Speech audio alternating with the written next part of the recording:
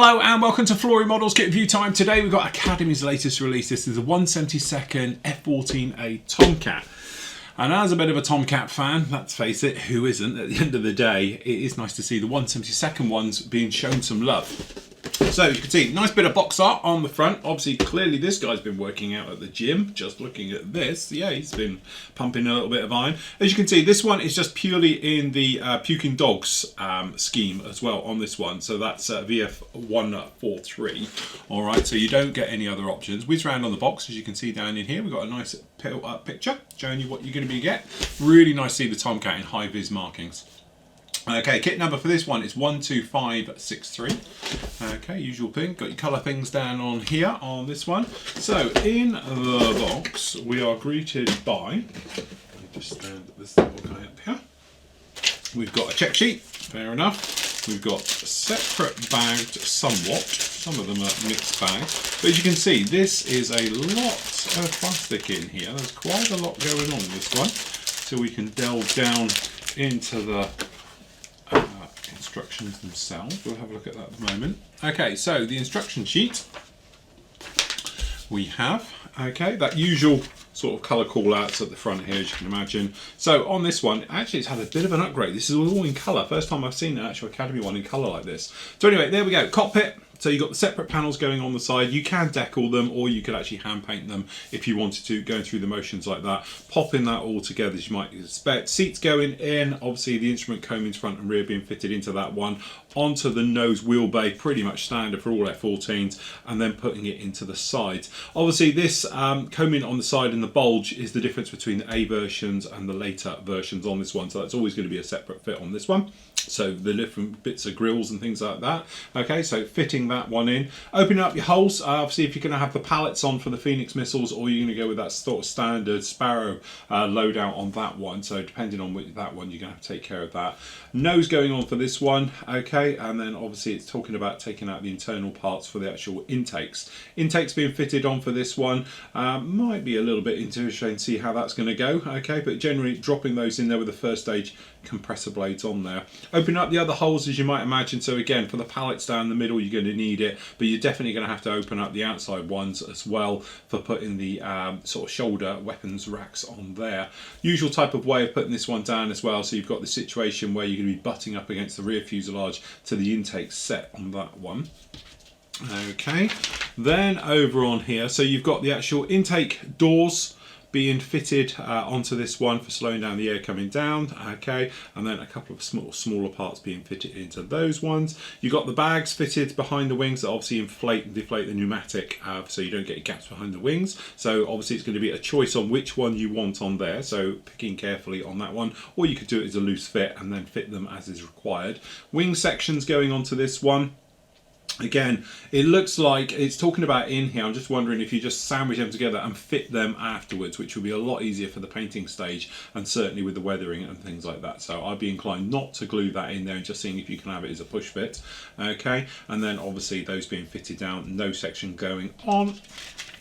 Okay, and then burners at the back end of that one being fitted through. Very similar the way this is going together to your standard sort of F14s, 48 scales and above as well. So not a lot of difference with this one. And then obviously tail planes, control surfaces, and then obviously you've got open or closed option as well, which is another nice touch with the actual nozzles. All right, so you might want to do one open, one closed. It tends to be how the F14 shuts down.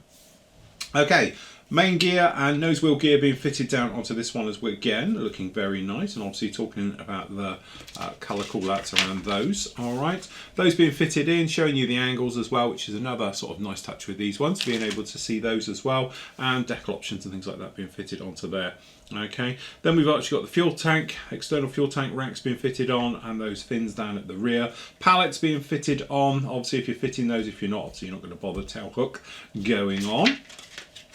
Okay, then obviously it's talking about the Phoenix missiles, talking about the decals, the placements, things like that being fitted on. You've got your Sparrows and sidewinders being fitted onto there, and your drop tanks going onto that one, and then fitting out whichever loadout you're going to be carrying on with this one. Looks like it is going to be canopy open or closed, but it is talking about cutting off the bumps on the sides of the shoulders down in here. Okay, so obviously different versions, different things, and then obviously the nose and antennas and the various pitot tubes, things like that being fitted on just like that. Colour call, I should say, it's really nice seeing it in these markings, in the high-vis markings, with the puking dogs as well. That classic radome tan on the front as well, always looks fantastic. See, there's not a million decals that go on with this one, okay? So, both sides, then you've got your top and bottom for the decals as well. Very nice, good, easy to follow those right the way through. And you've got your sprue call out like that. So that's looking, I have to say, so far, so good. We've got the usual blurby type sheets in there about how to model. We won't worry about that. Decals, I don't think really need to get them out because we can see just through the bag here. Something I haven't seen before by any other manufacturer, and that's the sweep marks. For those, I've never seen that before, so that's quite nice. Have to say, I'll have a look on the close-up. I know it's through the foil, but these look very nicely printed. Good, solid colour right the way through. There's the puking dog marks. Okay, and yes, it is a throwing up dog. That's those on there like that, and even right the way down to the small ones, all very nicely done. So they look fantastic. Right, into the plastic. So, looks like they're dual bagged, which is fair enough. I can get me knife down Ithaca. Okay.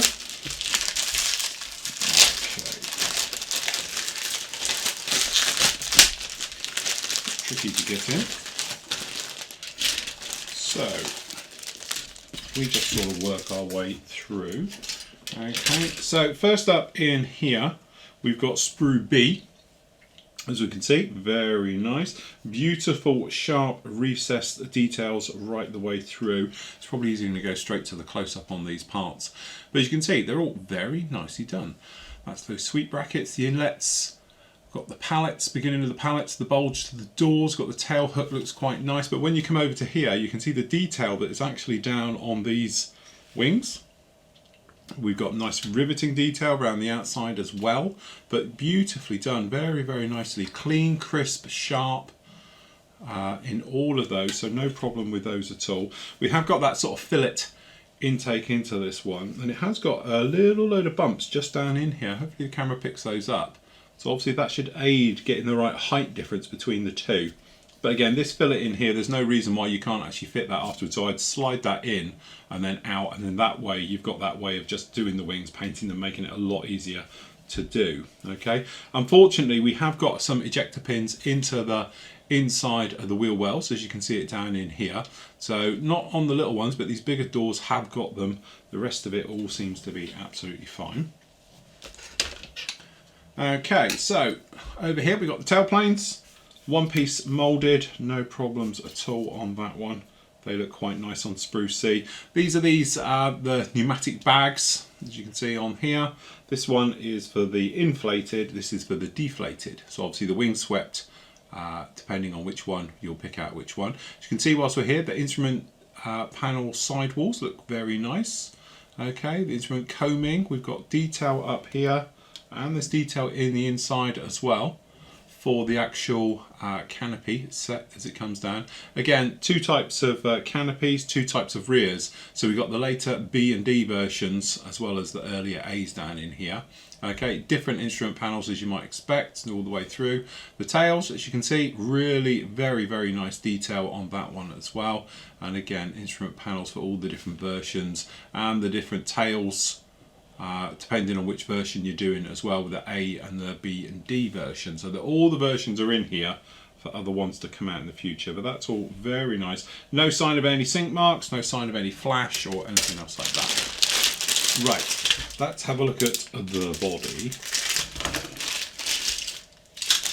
Okay, so we got serious bits in here. Let's treat these somewhat as a separate. So you can see that's your body. And again, the level of detail in that is up with anything in 1/48 scale that's out there. So very, very nicely done. No problem at all with it. Good, sharp details all the way through. In fact, I can't find a fault with any of that.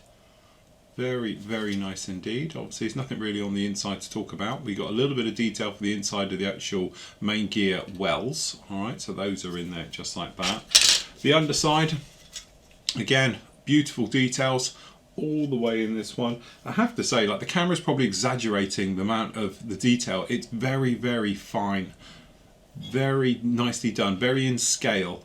But as you can see, got good details, even just down these ones in here with the actual main wheel well areas, all very, very nice. Obviously you're going to be taking these out just to hold it in position. There are all the holes that you're going to have to open up, obviously, if you're doing the pallets and with the shoulders and things like that. And as you can see, these square pegs in here, that's actually the main door, gear door ones in there. You've got this little mark here and one on the other side. That's the injection molded ports into this, because this is one piece injection molded. We got down in here the intake ramps, and again, very nicely done, all recessed details. Very nice, right the way through on that one as well. And again, you're not opening up holes, you've got a little tab here, and that's what the actual bar is going to fit over for the rack for the drop tanks that are going to follow underneath. The seats are also in here as well, and as you can see, they're very nicely done for the scale by the time you've added all the other parts on there. So actually there's nothing wrong with those. Obviously we've got two of those just like that. Okay, so in the body sedan in here as well, we've got the clear parts. We'll look at those afterwards. We've got another part down in here. This is Sprue A. So in here, as you can see, we've actually got the forward fuselage, different tails as well. That's because the tops are different on the F14, as you can imagine, right the way through. So if we start over here, we've got the difference between the back ends as well. So again, you've got those, and then obviously you've got the speed brake system is fitted. Got this one, obviously not for this version at all, but you've got the lightning pod for the outer parts for the B's and D versions. Okay, the different types of forward ones, so you've got the camera, the normal sort of radar warning receiver ones on these as well. So you've got all of these, and you've got the later D version with the sensors on there. The cockpit obviously is nothing really, because you're going to be adding those panels in depending on the version you're doing. There's the nose section, looks nice. Bottom of obviously forward fuselage, where your pallets will be, or your sparrows. This is the upper part, forward fuselage. And let's say this has got an open area, so you can either fit in the A version, the B or the D versions, and the venting system on there, just like that. But that looks very nice indeed, all of those. And again, there's no internal details whatsoever down in for those, because obviously you're going to make up the entire cockpit. Okay, so intakes, nose wheel well, again looking very nice on Sprue F, no problem with that at all. We've got hubs down in here for all the wheels. We've got the actual main gear and the nose wheel legs, things like that, all the bracing parts. Those all look very, very nice indeed. Unfortunately, again, we have got ejector pins down, but at this scale, you're never going to see inside that intake anyway, so don't worry about it. This clear part, I tell you, we'll do that afterwards, because we've got other clear parts in here. Okay, so tailplanes, missiles, all the bits. So this is going to be a match pair on Sprue E. So as you can see, we've got the pallets. The missiles are one piece molded. I haven't seen Academy do this before on here. Say Academy are coming on leaps and bounds these days. They're doing really, really well. Anyway, starting up at the top here, we've got the various pallets in those ones. And again, depending on which version you're doing, you've got your Phoenix missiles, you've got the fuel tanks, which are the drop tanks. So the Phoenix missiles are just in two halves. The sidewinders we can see down in here, early version of the sidewinder. And then we've got a, what's that, a GBU-38 500-pound laser guided bomb, which is one piece moulded as well. So very nicely done. And again, sparrows. And then we've got the side shoulder for the sidewinders and the outer missiles, depending on which ones racks you're having on those ones as well. And again, really nice to see, but not quite, because obviously they've got them situated where these will be fitting into a pylon, so it hasn't got the inner blade, and you don't get an option for it. So it's going to be in there or nothing. And obviously you only get one, obviously two, because you've got the other sprue, sorry, GBU-38 as well. Okay, so that's actually all you'll need in there. Okay, I presume this is going to be specific sprues. It's going to be a match pair, because you've got the end. Oh no, it is all the same. So D, you've got down in here, as you can see, we've got the later B and D type engine and the earlier A. So we say open or closed version for this one. Do your history, your little bit of work on this one. You'll know that the Tomcat, when it shuts down, has one open, one closed. So that's a nice way of doing it. The different seats, obviously, you've got the latter, the older and the newer versions of those. And the same with the actual flame holder for the afterburner. It's obviously different engines, different intake blades as well. So again, it's not just a chuck it all together and they're all the same. They have taken a little bit of time into this one. One piece rear nozzle area, as you can see, all nicely done in there as well, so that's quite nice. So in here we've also got I won't bother taking this out because you can see it in here, looks very, very clear. So we've got the nose glass and we've got the HUD in that one, and then in here we've got the main, which has got a centre seam, just a small centre seam in it. But at this scale, I don't think you can really moan too much in 72nd. They actually look very thin, very nice, no problem at all with that. I have to say, that's a beautiful little kit. Like we've been saying, 1/72 has become the new 1/48. The detail in this is better than what is on a lot of the old school 48 scale kits. And to be honest with you, having just built the Tamiya one a few months ago, detail wise there's not a lot in it, and that's from a Tamiya one, because obviously you don't have the options like we've seen perhaps with AMK and things like that and Hasegawa kit of drop flaps and stuff. In 72nd you're probably not expecting it, and I certainly wasn't, but from a detail point of view and all the surface detail and the internal details, things like that, it's really no different from the bigger boy kits as well. Definitely a must if you're a Tomcat fan at the end of the day. Anyway, that is the Academy's new 1/72 F14A Tomcat.